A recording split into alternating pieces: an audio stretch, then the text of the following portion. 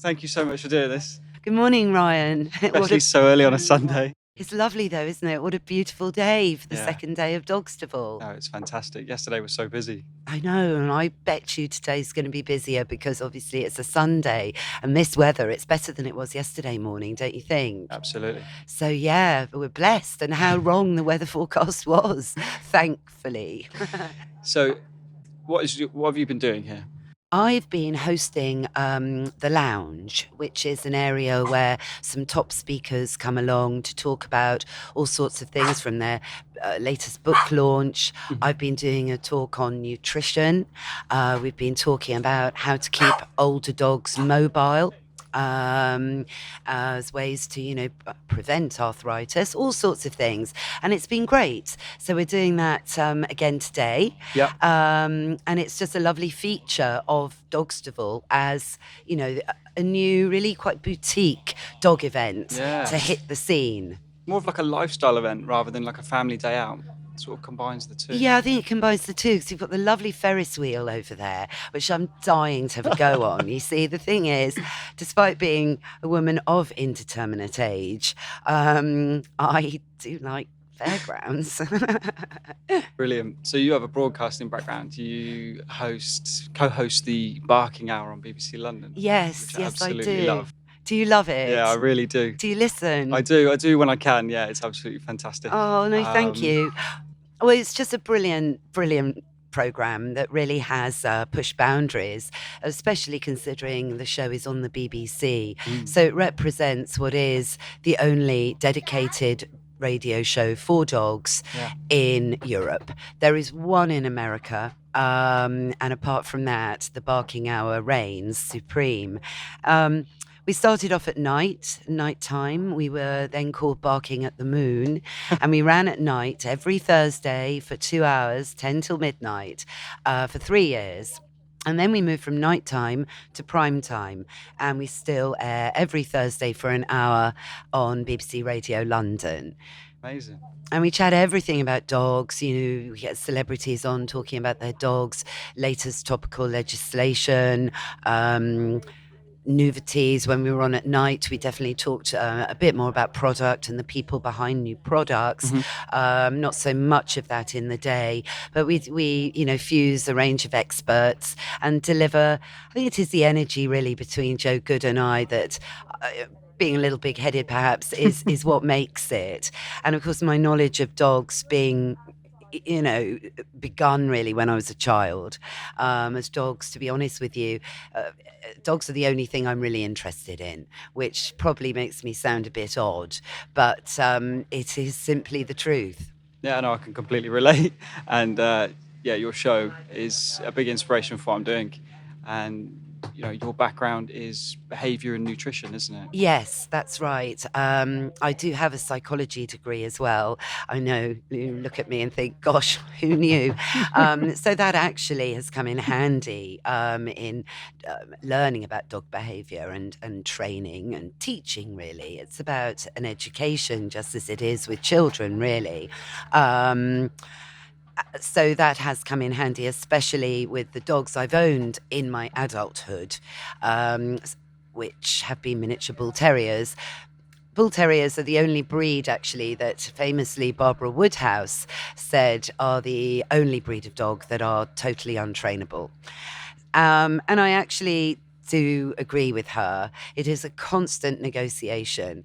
There is something about the combination in the bull terrier, more than the staffy actually, that really gives them this impossible belligerence and opinionated view on the world that you have to negotiate and collaborate with every day. But you know what, with them, they are also so extraordinary that when really push comes to shove, if you like, they shine through. And in the most remarkable situations, they don't let you down. When I'm saying that, I'm actually thinking about Molly, my first miniature bull terrier, who sadly is not with us anymore. And it is the cruelest card of fate, really, that in domesticating the dog as we've done for about 30,000 years, somehow we haven't managed to prolong their life expectancy. But, however, my father, who worked as a retired army officer for the RSPCA Shropshire branch when I was very young, he loved animals. He taught me everything I know really about dogs, how to approach dogs, everything. He always said that the hair of the dog cure had nothing to do with hangovers, but had everything to do with healing your heart and enabling you to move on after the loss of your beloved dog.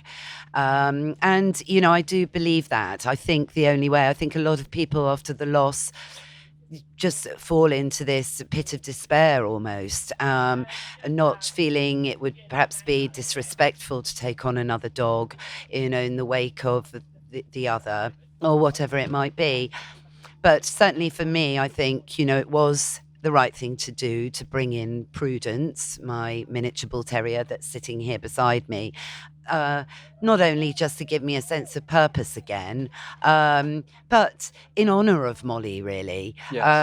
I think if I'd taken on another breed, that might have been a bit disrespectful. And Molly would be looking down thinking, I taught you so You much took the easy and way out, you've haven't you? just thrown it all away. You need to. So, and Prudence has been a challenge because she is very joyful. She is the happiest creature probably on the planet. If you plugged her in, she would solve global warming overnight. She could power the planet. But she's been quite good at the moment. But this is only because she is so exhausted from yesterday. But of course, events like Dogstival do her the world of good. Well, all dogs the world of good. Because there's so much stimulation here. There's so many people to meet, so many dogs of all shapes and sizes to meet, tannoys to cope with, loud music to cope with, all the rest of it. Sights, sounds, smells of the New Forest, which she's enjoying. It's like me. She's never been to the New Forest before. I'm very impressed with the layout as well. They've given dogs so much space to maneuver around each other. It's not Yeah. sort of tight tracks. It really has No. been planned around the dogs, which is absolutely beautiful to see, It especially it being their first year. No, it's absolutely lovely. And over the years, I don't want to sound like I'm sort of some, old person or, whatever. But I remember the first show I went to was way back in about 2003, and it was called the Wagon Bone Show. And oh gosh, it was wonderful. And everything was very fresh then, because back then there weren't any clothing firms, very few collar and lead firms. It was actually very different, the world of dogs. By 2005, this massive tidal wave had come over from America, and suddenly all these brands exploded. And the market for pets in the UK started to really, really boom as pet ownership correlated and has gone up. And we're now technically living with dogs more than we've ever done since time immemorial, to be honest, with the estimated figure at 10 million now dogs in the UK. I know, whereas back in 2004, it was 5 million. So it's actually gone up a lot in a very short period of time, relatively speaking. And then, of course, there's good and there's bad in that. There's also now more dogs in rescue than there were then. And I think a lot of that, as we know, something, to do with our disposable society, our need to have things now, the facility of the internet, which didn't really exist then, but was very new. It's now obviously become more and more sophisticated. So, like anything, there's pros and cons. And ultimately, though, I feel as the humans that domesticated the dogs in the first place, we need to respect them and honor them, and we mustn't let them down. And no matter how challenging your dog is as a puppy, you have to work through it. It's a commitment. It's like a marriage, really, and working through difficult things with your dog does, I promise everyone listening, make you a better person. It challenges the areas that you have as a weakness, and makes you, sounds a bit cliche and nothingy really, but a better person. What does that mean? But I think it just does. Very well said. I believe in the same. Ivor was my very first dog, and he really streamlined my priorities. He helped me cut out all the bullshit, and you know, gave me a sense of responsibility for a little life. Um, but let's go back to Molly. She really sparked something in you, didn't she? She really. Yes, she did. Molly was just amazing. My father died, and then I got Molly about 9 months after he passed away. Losing my dad absolutely knocked me sideways, of course. It's very normal. Loads of regret, things unsaid, all of these things. Because whilst we had the animals in common, apart from that, Dad and I didn't have anything really in common. And like often the oldest daughter and so on, we argued like cat and dog most of the time. So there was lots there. And but the one thing was, he knew I did have a natural affinity with animals. He was the one that took me to learn to ride, so I can ride a horse. And that was as important as learning to drive a car for him, for me. It was a skill set I had to learn, and I loved it. But it was Dad that took me up to the stables and helped me saddle up the pony that I was going to ride that day, and all of these things. So it was the animal connection. So that's why Molly came into my life, because I knew I needed something to push me out of this terrible sort of gloomy rut that I was stuck in, actually. And then it opened up all my childhood again with Molly. I started to go to fun dog shows again. I qualified Molly for Crufts, and I showed Molly at Crufts, and started to make lots of friends with fellow dog people. I made new friends, which is also, I think, part of this complicated grieving process, that you do need to shift your parameters in order to push through. It's quite interesting. It's very complicated, grieving. And Molly was just a bundle of joy, a typical miniature bull terrier puppy. And we muddled through very much, Molly and me, to be honest with you. Back then in 2002, there weren't any dog walking services available. There weren't any creche services available. So I really was like a single mum, muddling through, running my freelance career, juggling things. And it was great. Then, unfortunately, when Molly was 8.5, she was diagnosed with bladder cancer after something happened. And that led me to obviously desperately having to sort of save her life, really, and prolong her life as much as I could. So I embarked on study with the College of Integrated Veterinary Therapists to become a qualified nutritionist for dogs and cats and holistic therapist person. So learning about massage as well, techniques like red light therapy. So, for the physical conditions, to prevent arthritic symptoms and the like. And that was wonderful. I absolutely loved learning. It was great to do the study, good for the old grey matter to do that. And about the same time as all of that, the radio kicked off. And while we were on at night, we smuggled the dogs in. I say the dogs. It was Molly and Joe Good's bulldog Matilda, who was very young then. I met Matilda for the first time when she was 3 months old. So I've known Tilde all her life as well, really. And I treat her as one of, she's one of the family, and always comes to stay with me and all that. So that was great. And Molly adored all this broadcasting thing. Molly was a natural. I remember doing BBC Breakfast with her in 2012 to talk about the new passport scheme that had then been relaxed. She was so funny, I was absolutely so nervous, I can't tell you. And Moles was just like, no, we're going to do this. And she was like my rock doing TV interviews, because she knew when the camera was filming her. I know this because we did a Sky series called A Different Breed, where this camera team followed us around doing crazy things. And the camera guys would say, we're staggered because, Molly knows when we're filming her, because she would look at the camera. And there is a whole body of thought. There's a scientist called Dr. Rupert Sheldrake. He's a paranormal scientist who, not only being one of my heroes in life, he's written a whole book of this thing called The Sense of Being Stared At. And it's a bit like, when you're on the underground and you get a feeling that somebody beside you is kind of looking at you, and then you don't, and then you check and they are. And it's something that goes way back to our sort of caveman pre-programmed instincts. Anyway, so Molly loved the camera. Molly was the TV dog. And then we did the Titchmarsh show together for a year every week for 3 series as part of the Barking Blondes with Joe. That was brilliant. Absolutely. So enjoyed it. We rocked down to ITV studios once a week, and it was lots and lots of fun. I met lots of great people, and I enjoyed that awfully. And it's helped, obviously, as corny as it sounds, immortalize Molly. You know, there will always be Molly on telly for people to see. And she did it very, very well. So that was Moles. But I seriously believe that energy doesn't just go, energy stays. And in a bit like the sort of Buddhist philosophy, you know, I do believe it goes on, you know. Yeah, I think so, because I'm being really, you know, sort of perhaps going on a bit of a downer here. You know, she died in my arms and literally took her last breath. And that had never happened to me. I mean, it doesn't happen, obviously, very often to anyone, if at all. And that had to be the way. And you wonder to yourself, you know, where's that energy gone? You know, it was there, but then it isn't. So it's a very complicated thing. Probably anyone listening thinks, gosh, you better put her in a straitjacket.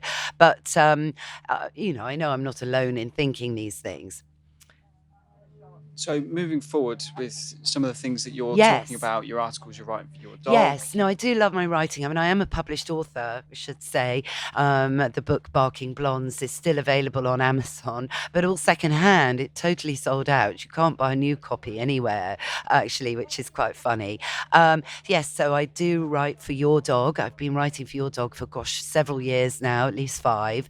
So I have a column every month in there. My latest column series is all about natural balance. Yes. So it is using my knowledge with my study to talk about things from helping to control fleas naturally, helping to keep your dog on the ball as they age naturally, preventing arthritis, these types of things. So subjects that affect every single dog owner, but offering a different viewpoint as to how to manage and ideally prevent these things. You know, prevention is better than cure. I like how you talk about dogs having 3 pillars of health. Oh, yes. I think it's fantastic. A great way to look at it. Thank you. How if one crumbles, they all crumble. Yeah, and it's really all the same for ourselves. So in doing my study for dogs and cats, I actually learned a huge amount about health for myself because, you know, physiologically, we are very similar to dogs. But the main difference between dogs and ourselves is not that they're furry and they walk on all 4s. It is their digestive system. Yeah. It's so radically different to ours. So nutrition always was with Molly. I was quite radical, I suppose, in 2002 in feeding Molly raw.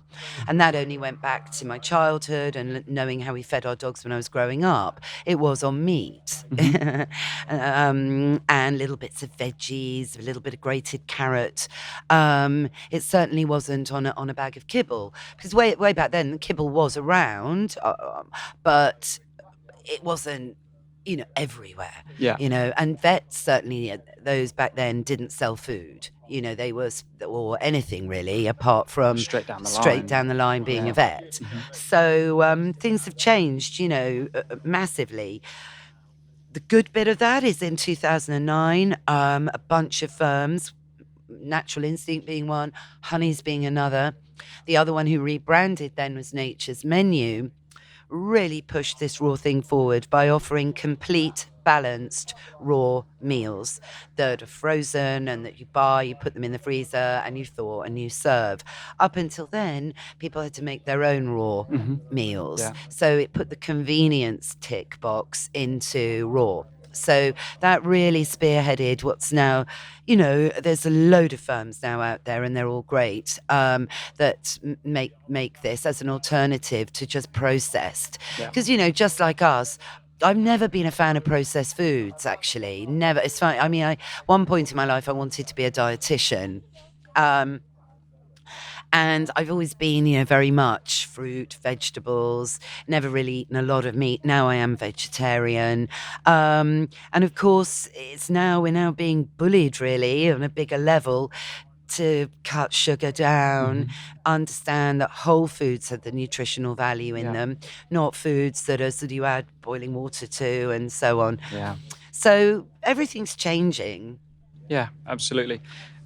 What I like about what you talk about in your most recent article is the fact that insecticides, Yeah. over medication, air pollution, these other things are stressors that people don't generally think about when they think about their dog and what's actually causing harm to them. I mean, can you explain a little bit, but also Yes. what tips would you give people at home? Just little things they could Okay, well, do. the thing is, we're living in a modern world, and it is, relatively speaking, a toxic soup. You know, living in London, air pollution is on the local news a lot at the moment. And at last, the mayor has brought in this emission zone. It's really changed because, well, there's been all the recent climate change protesters in London, which, is all great. I'm really all for all of these things.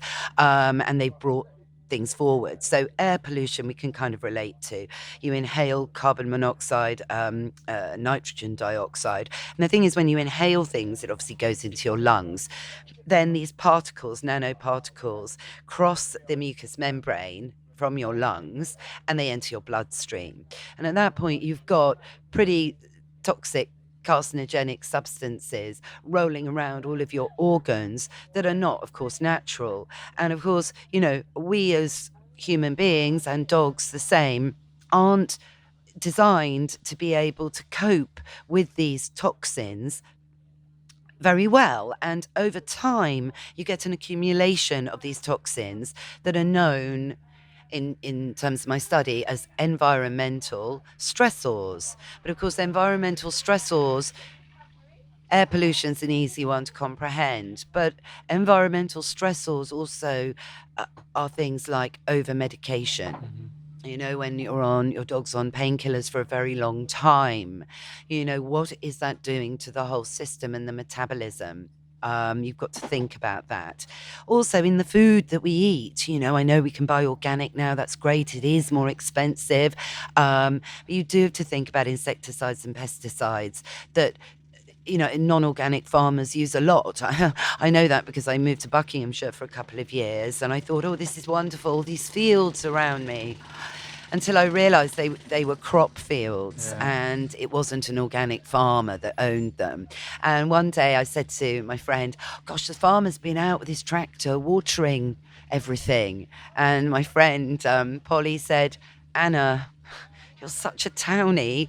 I think you'll find that he was spraying them. Yeah. I went, oh my gosh, what with? And then of course all that spraying, it all goes into the air. Yeah, absolutely. It breaks up and then it ends up in your lungs. But not only that, it seeps deep into the roots of the wheat that he was growing, and it will transfer in the bread that you eat or whatever the wheat's going to make. So it's things like that.